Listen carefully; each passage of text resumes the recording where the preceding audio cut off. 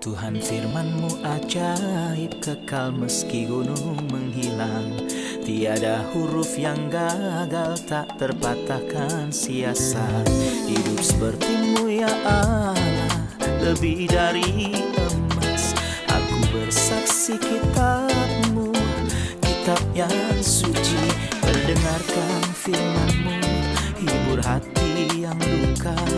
Terangilah langkahku kemanapun ku pergi. Biarkanlah firman-Mu berkuasa atasku. Ubahkanku, bebaskanku, ku mau menyenangkan-Mu. Tuhan firman-Mu ajaib, kekal meski dunia.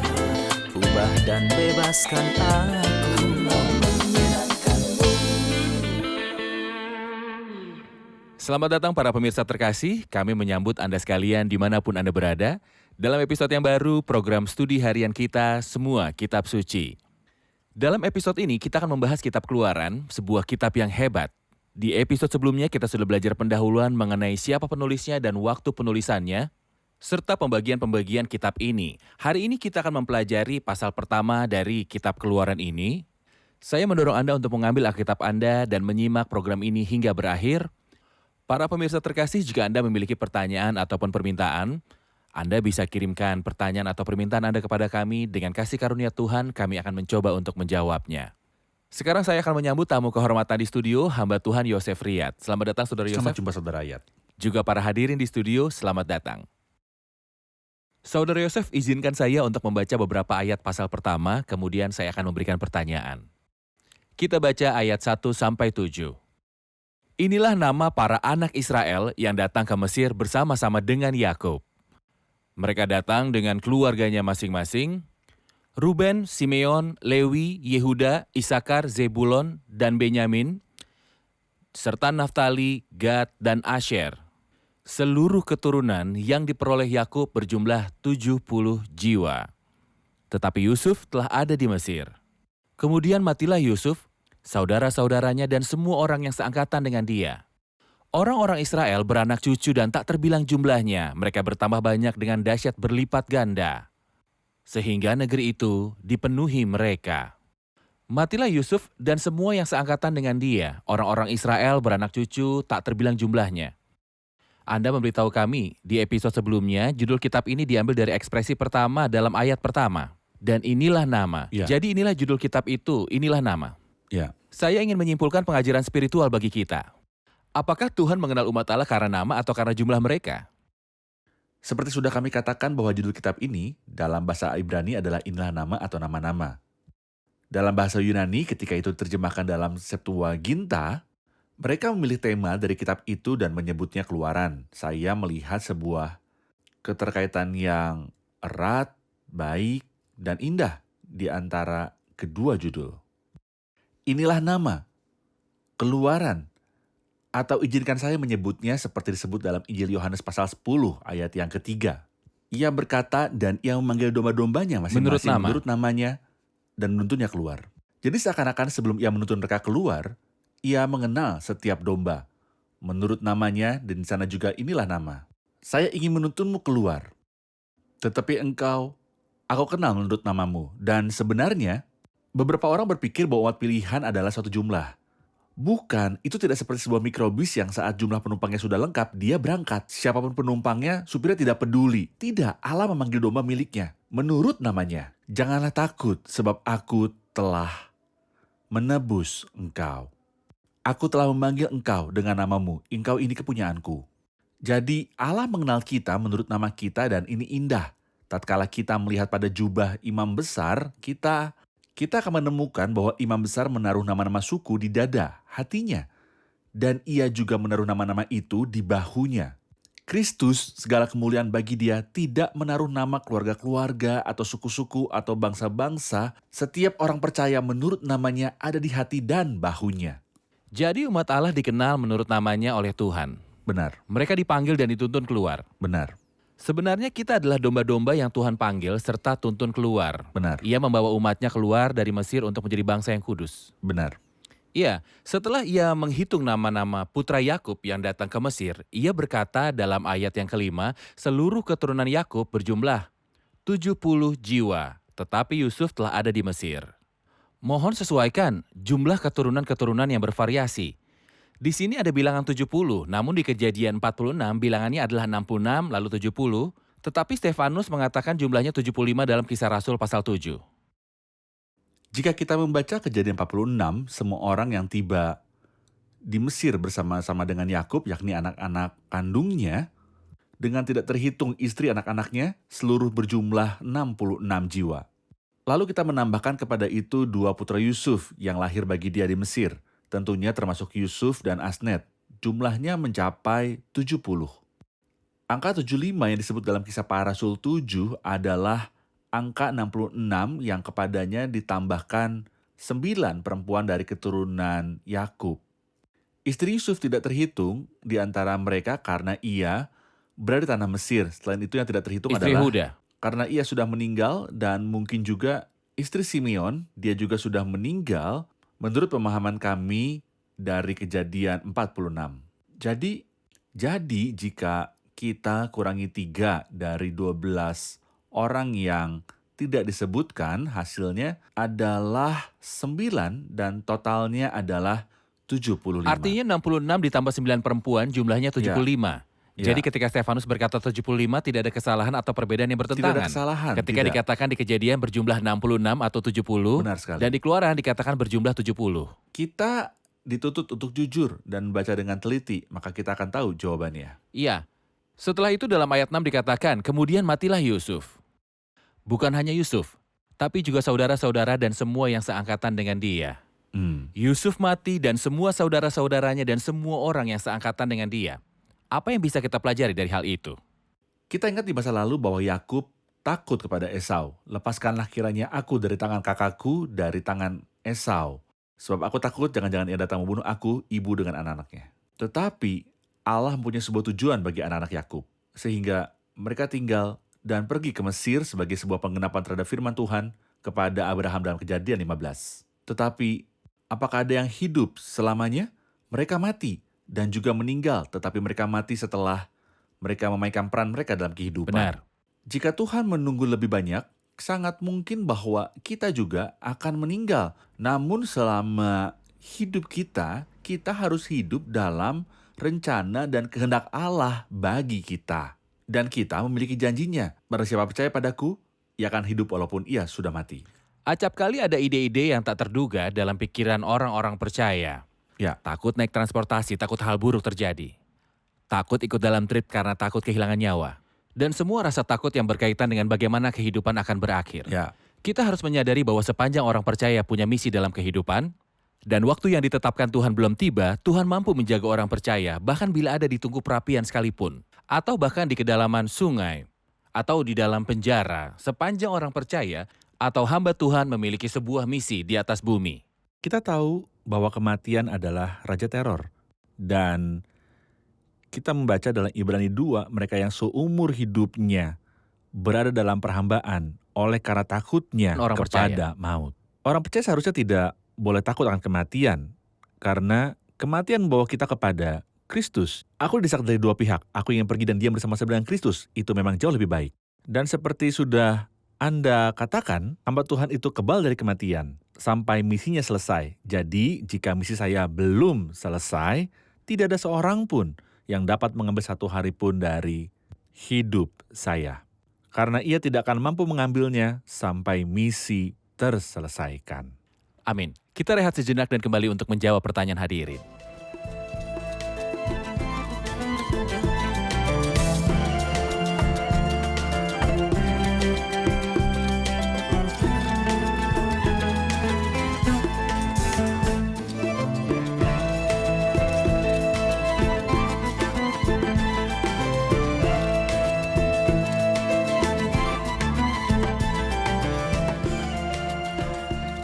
Dalam ayat 8, kemudian bangkitlah seorang raja baru memerintah tanah Mesir yang tidak mengenal Yusuf. Siapakah raja baru ini dan apakah yang dimaksud dengan ia tidak mengenal Yusuf? Silakan Saudara Yosef. Sebenarnya Alkitab tidak menyebut dalam pasal ini nama dari raja ini, walau nama dari bidan-bidan Ibrani ini disebutkan, karena mereka takut akan Tuhan. Benar. Alkitab peduli untuk mencatat nama dari kedua perempuan muda yang malang. Tetapi raja yang angkuh yang tidak mengenal Allah, seakan-akan Tuhan juga tidak mengenal dan mengabaikan dia. Di sini ia berkata bahwa ia tidak mengenal Yusuf. Dan dalam pasal 5 ayat 2, Firaun ini berkata, "Siapakah Tuhan? Tidak kenal aku Tuhan itu, dan tidak akan membiarkan orang Israel pergi." Jadi ia tidak mengenal Yusuf. Dan bahkan tidak mengenal Tuhan. Itulah sebabnya Tuhan tidak peduli untuk mencatat namanya. Raja yang menolak Tuhan. Di sini kita melihat gambaran itu jelas. Kita ingat bahwa di Eden Allah memerintah. Namun sayangnya Adam memberi otoritas itu kepada iblis dan ia menjadi penguasa dunia ini. Firaun dan Yusuf pada akhir kitab Kejadian adalah sebuah gambaran dari simbol Allah. Tetapi di sini seorang raja baru muncul atau seorang raja lain seperti disebut dalam Raja model baru. Kisah Para Rasul pasal yang ke-7 dari sebuah keluarga dari dinasti yang lain. Raja baru yang jahat ini pada faktanya adalah salah satu gambaran dari iblis. Untuk alasan ini, kita tidak membaca bahwa ia mengenal Tuhan ataupun Yusuf sebuah gambaran tepat untuk penguasa dunia ini yang tidak mengenal Tuhan ataupun Kristus. Sebagai peneguhan, para ahli bahasa mengatakan bahwa ekspresi bangkit seorang raja lain artinya ia bangkit dengan pemberontakan, Ya. melawan. Ya. Pada faktanya inilah yang iblis lakukan Benar melawan sekali. Allah, melawan. Ia adalah seorang raja baru dari jenis yang baru dan adalah jelas bahwa itu berarti sebuah rezim yang baru. Benar sekali. Sebuah era telah berakhir, ia mengadakan suatu pemberontakan. Benar. Dan karena itu tidak mengenal Yusuf. Dapatkah Yusuf yang memuaskan seluruh negeri Mesir dan melakukan kebaikan dilupakan pada tahap ini dan tidak seorang pun menghargai dia? Dapatkah orang yang kenyang dari kebaikan Yusuf melupakan dia? Apakah mungkin bahwa Tuhan Yesus Kristus yang adalah Tuhannya Yusuf yang mengadakan keselamatan tidak membuatnya menanggung suatu penafsiran sebuah mimpi, tapi oleh kasih karunia Allah ia telah mencicipi maut bagi setiap orang? Hari ini berapa banyak ingat akan Kristus? Bila Anda baca kitab Pengkhotbah dikatakan, hal ini juga kupandang sebagai hikmat di bawah matahari dan nampaknya besar bagiku. Ada sebuah kota yang kecil penduduknya tidak seberapa. Seorang raja yang agung menyerang, mengepung dan mendirikan tembok-tembok pengepungan yang besar terhadapnya. Di situ terdapat seorang miskin yang berhikmat. Dengan hikmatnya, ia menyelamatkan kota itu. Tetapi tak ada orang yang mengingat orang yang miskin itu. Yang terjadi dunia sekarang menolak Kristus. Benar sekali. Hanya sedikit orang berkumpul di hari Minggu untuk mengingat dia. Sebagai pengenapan dari perintahnya, perbuatlah ini menjadi peringatan Benar sekali. akan aku. Dunia berpaling darinya. Benar sekali. Benar sekali. Ayat 9 berkata, "Berkatalah raja itu kepada rakyatnya, bangsa Israel itu sangat banyak dan lebih besar jumlahnya daripada kita. Mari kita bertindak bijaksana terhadap mereka, supaya mereka jangan bertambah banyak lagi. Jika terjadi peperangan, jangan bersekutu nanti dengan musuh kita, memerangi kita, lalu pergi dari negeri ini. Sebab itu pengawas-pengawas rodi ditempatkan atas mereka untuk menindas mereka dengan kerja paksa. Mereka harus mendirikan bagi Firaun kota-kota perbekalan, yakni Pitom dan Ramses. Tetapi makin ditindas, makin bertambah banyak dan berkembang mereka, sehingga orang merasa takut kepada orang Israel. Lalu dengan kejam orang Mesir memaksa orang Israel bekerja dan memahitkan hidup mereka dengan pekerjaan yang berat, yaitu mengerjakan tanah liat, batu bata, dan berbagai pekerjaan di padang. Segala pekerjaan yang kejam dipaksakan orang Mesir itu kepada mereka. Suatu penindasan tingkat tinggi yang dilakukan raja ini. Ia mempekerjakan pengerah atas mereka, memberitahu tentang penindasan atas umat Allah." Ada 3 usaha dalam pasal ini untuk menindas dan menghancurkan umat itu. Hal pertama kita baca dalam ayat yang ke-10. Marilah kita bertindak dengan bijaksana terhadap mereka, supaya mereka jangan bertambah banyak lagi. Yang kedua kali diulang dalam ayat 15. Raja Mesir juga memerintahkan kepada bidan-bidan Ibrani untuk mencekik setiap anak laki-laki di buayan sebelum ia lahir. Ketiga, dalam ayat 22, Firaun memerintahkan semua rakyatnya untuk membuang setiap anak laki-laki orang Ibrani yang mereka lihat ke sungai. 3 usaha, dan ini adalah sebuah penggenapan dari apa yang Tuhan telah katakan dalam Kejadian pasal 15. Ketahuilah dengan sesungguhnya Abraham bahwa keturunanmu akan menjadi orang asing dalam satu negeri yang bukan kepunyaan mereka. Dan bahwa mereka akan diperbudak, ini terdapat di kitab Kejadian 15. Bila kita melihat di sini, kita akan menemukan bahwa kata menindas diulang 2 kali. Ayat 11, para pengawas rodi ditempatkan atas mereka untuk menindas mereka dengan kerja paksa. Iya. Dan kali kedua dalam ayat 12, tetapi makin ditindas dan kerja paksa diulang 2 kali di ayat 13 dan 14. Lalu dengan kejam orang Mesir memaksa orang Israel bekerja dan memahitkan hidup mereka dengan pekerjaan yang berat. Apa yang Tuhan katakan dalam Kejadian 15, penindasan dan perbudakan, digenapi dalam Keluaran pasal 1, penindasan dan perbudakan. Mereka harus mendirikan kota-kota perbekalan, Piton dan Ramses. Dikatakan bahwa mereka harus menimbun senjata dan mesiu militer untuk melindungi perbatasan selatan dan juga utara. Mereka ditekan, Ya. dan umat Allah di tanah Mesir ditindas. Ayat 15, Raja Mesir juga memerintahkan kepada bidan-bidan yang menolong perempuan Ibrani, yang seorang bernama Sifra dan yang lainnya bernama Pua. Saudara Yosef, mohon jelaskan tentang kedua karakter ini. Cara pertama tidak berhasil bagi Firaun, yaitu penindasan. Karena kita membaca sebuah ayat yang sangat mencengangkan, makin ditindas, makin bertambah banyak dan berkembang mereka. Artinya sementara ia menindas, mereka malah berkembang biak. Tentu saja ini berbeda dari rencananya karena tidak ada hikmat atau nasihat bisa bertahan melawan Tuhan. Jadi ia membuat sebuah metode lain yang lebih brutal. Ia berkata kepada bidan-bidan Ibrani, apabila kamu menolong perempuan Ibrani waktu bersalin, jika anak laki-laki, kamu harus membunuhnya. Dan tidak seorang pun yang tahu, ia adalah putra setan, seorang pembunuh dari awal. Tetapi hikmat ini juga gagal karena kedua bidan Sifra dan Pua takut akan Allah, sebuah ekspresi yang indah. Betapa baiknya gadis lembut hati yang sederhana ini hanyalah seorang bidan. Ia tidak tahu banyak tetapi tetap saja ia takut akan Allah.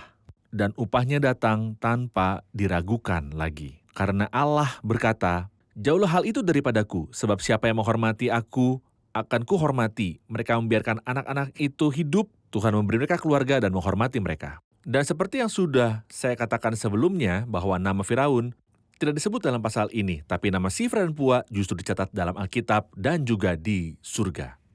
Kita akan kembali kepada kedua bidan dan menarik pelajaran rohani dari mereka. Namun saya ingin berhenti pada konflik berkelanjutan antara setan dan keturunan sang perempuan. Ya, Di sepanjang zaman, ia ingin mengalahkan keturunan sang perempuan untuk mencegah kedatangan Kristus. Tolong jelaskan tahap-tahap konfliknya di sepanjang zaman untuk menghalangi jalan Kristus. tak diragukan lagi, Kristus memperjelas dalam Kejadian 3 ayat 15 bahwa aku akan mengadakan permusuhan antara engkau dan perempuan ini, antara keturunanmu dan keturunannya. Ada suatu permusuhan. Permusuhan ini jelas sejak Kain membunuh Habel, adiknya. Ia memandang Habel sebagai keturunan sang perempuan, jadi ia membunuhnya. Tetapi pergumulannya tidak berhenti di sana. Ini salah satu tahap dalam Keluaran pasal 1 dan 2. Ketika kita melihat Atalia, si ratu jahat yang menghancurkan semua keluarga kerajaan, jadi setan semakin kejam terhadap umat Allah. Menurut pengetahuan yang ia peroleh, ia tahu bahwa keturunannya akan datang dari Israel. Juru selamat akan turun dari mereka, jadi ia memutuskan untuk menghancurkan mereka semua. Atalia tahu bahwa juru selamat akan datang dari keluarga Daud, jadi ia menghancurkan semua keluarga raja. Setelah ini, Haman atau si setan tahu. Jadi ia ingin menghancurkan orang Yahudi semuanya. Jadi tentu saja, ketika kita tiba di Matius 2, kita akan melihat sebuah usaha lain dan mungkin usaha yang terakhir. Di mana setan ingin mencegah kedatangan dari keturunan sang perempuan. Tetapi ia datang dan disalibkan, dan oleh kematiannya ia musnahkan dia, yaitu iblis yang berkuasa atas maut. Baik, kita rehat sejenak dan kembali untuk menjawab pertanyaan hadirin.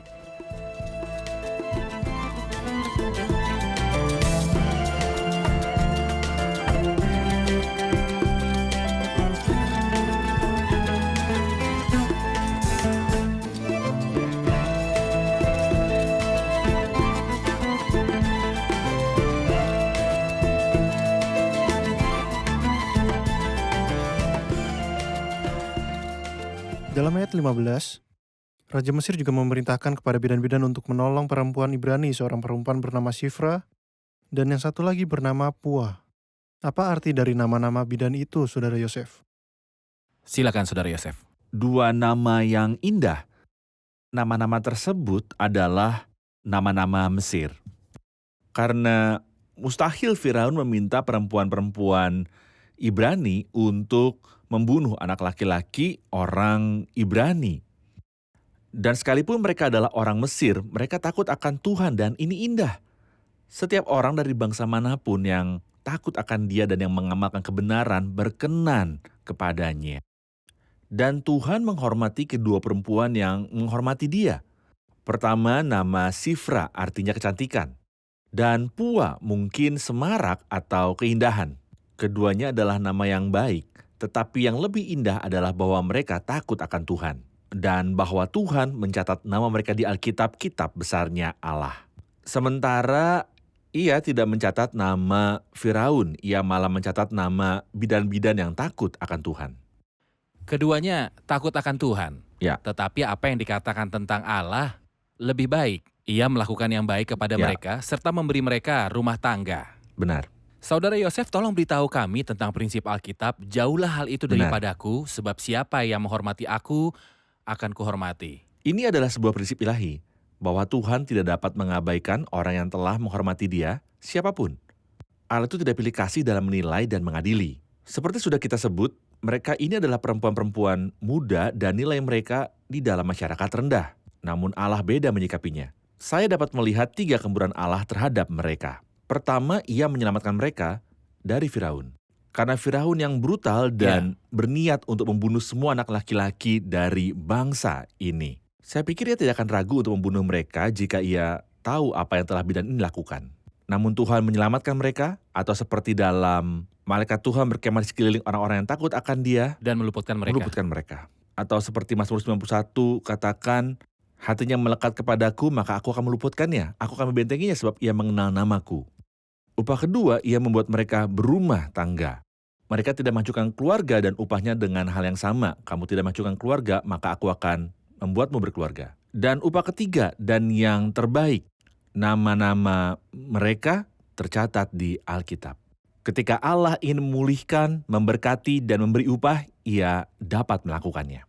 Seperti Anda sudah merujuk, ia tidak menaruh nama Firaun, tetapi dia mengabadikan nama para perempuan atau bidan-bidan itu. Benar. Di sepanjang zaman, semua orang yang membaca Alkitab dan Keluaran 1 belajar dari kedua bidan ini. Benar. Tuhan memberkatimu, Saudara Yosef. Jika Anda punya komentar terakhir tentang pasal ini, apa yang mau Anda katakan? Silakan. Saya berkata bahwa dalam pasal 1 dan 2 kita membaca tentang 5 perempuan. 5 adalah bilangan kasih karunia. Dan perempuan-perempuan adalah bejana yang lebih lemah, namun Tuhan memakai kelima perempuan ini untuk menggenapi tujuannya. Dan Tuhan mampu memakai pribadi yang terlemah dan terkecil di antara kita.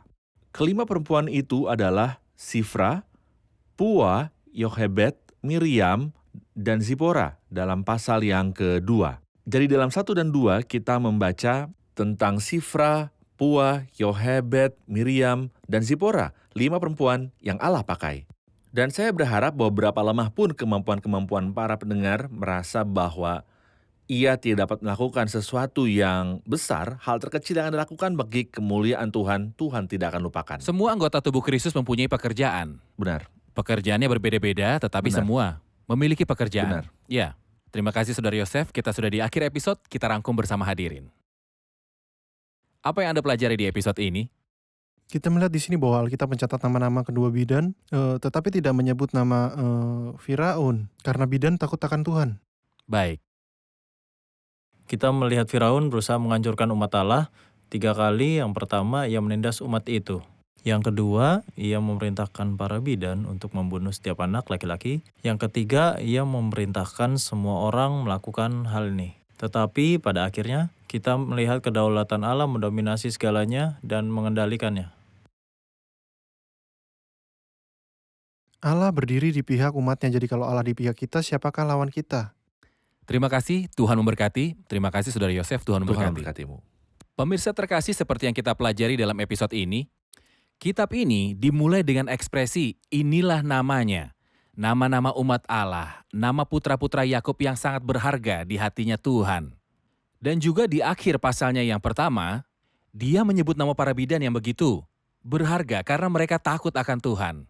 Sekalipun ia telah menjatuhkan nama Fir'aun, dan Mesir juga adalah negara yang besar pada saat itu, dan Fir'aun dari Mesir adalah orang nomor 1 di seluruh dunia, Tuhan tidak peduli jika pribadi ini hebat atau tidak. Tetapi Tuhan peduli jika orang ini mengasihi dia atau tidak, milik dia atau bukan, hatinya bersama dia atau tidak. Tuhan memanggil nama domba-dombanya sendiri. Ia tidak peduli seandainya Anda adalah seorang hamba Tuhan atau sekedar seorang penjaga. Jika Anda mengasihi dia, berbicaralah padanya setiap hari dan sembahlah dia. Namamu berharga baginya. Aku telah memanggil engkau dengan namamu dan engkau adalah milikku. Berapa besar pun Anda atau memiliki suatu nama yang besar di antara bangsa-bangsa, tetapi tidak memiliki suatu relasi dengan Tuhan Yesus Kristus, namamu akan tertulis di bumi sebagai orang-orang yang berpaling daripada Tuhan. Allah tidak bersuka untuk menyebut nama-nama orang jahat, tetapi sangat senang mengingat nama orang-orang percaya yang mengasihi Dia, bahkan jika mereka miskin sekalipun. Apa jawaban Anda? Datanglah, mendekatlah. Mendekat dan dengarlah suara Sang Gembala. Begitu berharganya kita bagi Dia. Saya memunggungi dunia dan segala yang ada di dalamnya, dan mempersembahkan hidupku kepadamu, Juru Selamatku. Engkaulah Tuhanku, Engkaulah Allahku. Pemirsa terkasih, sampai jumpa di episode berikutnya. Tuhan menyertai.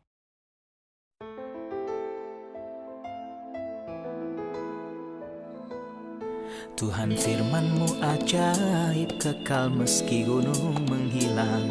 Tiada huruf yang gagal, tak terpatahkan sia-sia. Hidup seperti-Mu ya Allah, lebih dari emas. Aku bersaksi kitab-Mu, kitab yang suci. Mendengarkan firman-Mu, hibur hati yang luka. Terangilah langkahku kemanapun ku pergi.